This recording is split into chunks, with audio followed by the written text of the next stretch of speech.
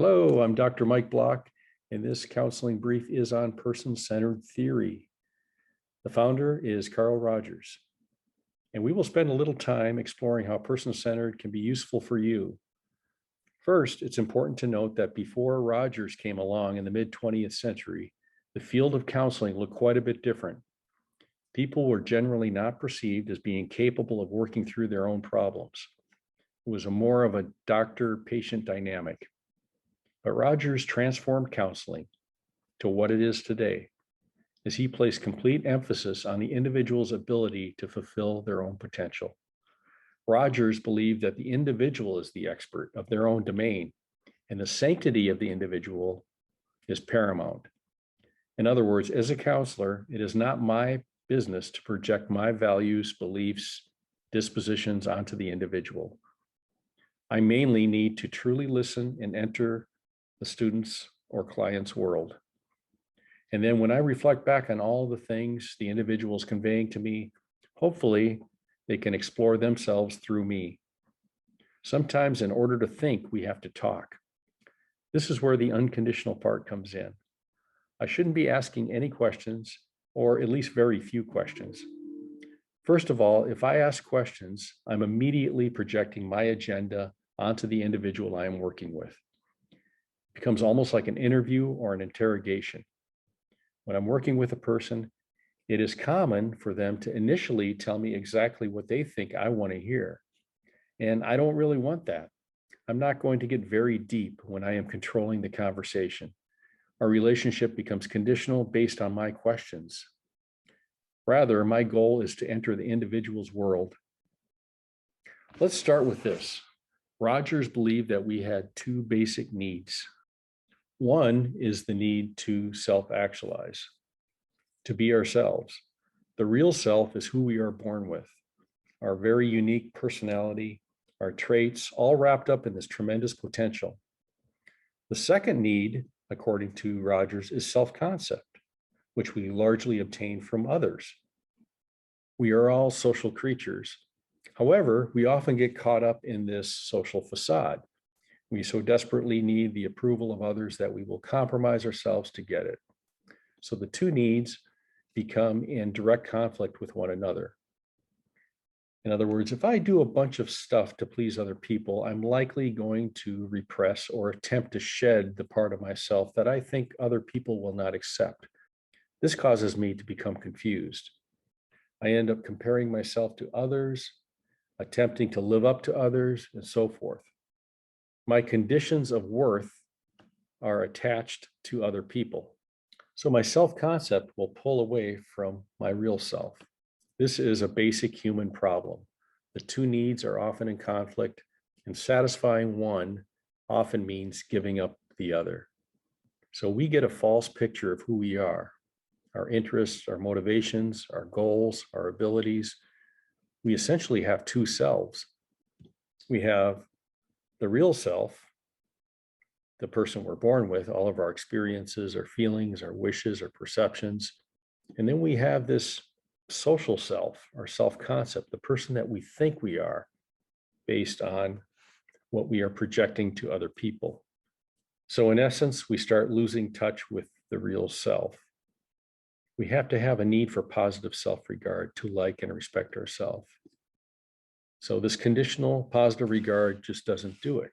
It restricts who we are.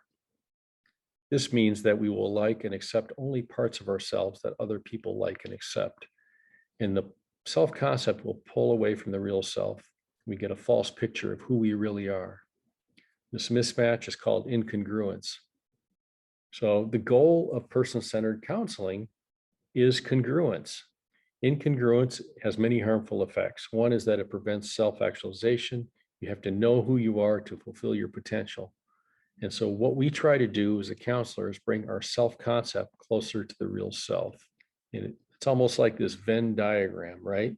You have the two selves, and the more aligned you can make these, the more accepting we are of ourselves. That is called congruence. Our real self and how other people see us are more closely aligned. So let's talk about how we can use person-centered theory techniques to help the individual connect back with their real self. Here's how you do it. Instead of asking 20 questions like, how old are you? What do you do in your spare time? How many siblings do you have? This becomes like an interview. Rather, we might say to a person, hey, I'm really glad you're here. I'm looking forward to talking with you.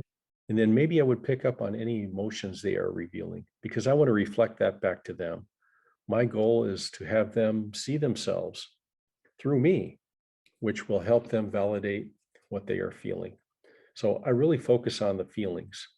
This is an affective theory. What they say doesn't have to make sense. It doesn't have to be logical. I'm not trying to solve a problem. I want to get to know them, build rapport, build trust. I might notice that they're a little nervous. So I might point that out. Hey, you seem a little nervous. That's okay. I know we're just meeting for the first time. We can talk about whatever you like. This is where we might begin doing some paraphrasing, rephrasing key ideas that a person is expressing. They might start talking about a situation that happened.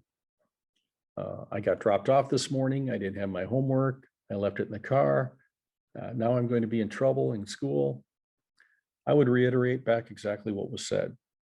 Oh, so you got dropped off at school and left your homework in the car. That's a bummer, but it makes sense why you appear to be anxious. You see, it's always good to identify the feeling. You never want to say to somebody, how does that make you feel? That's almost like we're psychoanalyzing them, and it conveys the opposite of empathy. If you can't see how I feel, then you're not in tune with me. So I will attempt to identify a feeling and try it out. The student can always correct me if I'm a little bit off, but I want to reflect feelings. And along the way, I will attempt to clarify and check my understanding as they are telling me their story. At the same time, I want to be encouraging and validating. So I show interest. If they're talking a lot about their family, I might say, hey, that's really neat how you do things as a family. Or, I can see why your family is really important to you, but sometimes they can disappoint you, if that's indeed what they're saying. So really, throughout our conversation, the individual takes the lead. I learn about them without any preconceived notions or conditions. I'm unconditionally accepting of who they are. I may not agree with them, but that's okay. My goal is to understand them, not to critique them. In short, I want to be encouraging, observe their words and their nonverbals. Sometimes those say a lot more than words.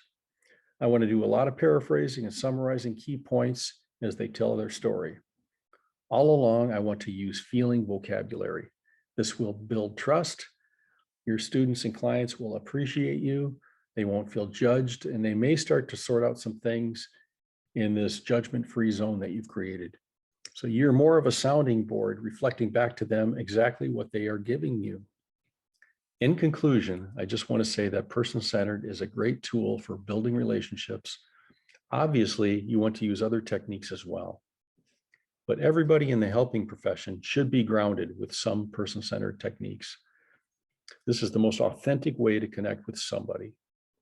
Even if you're a behavior therapist, it's essential to connect with your students at an authentic level.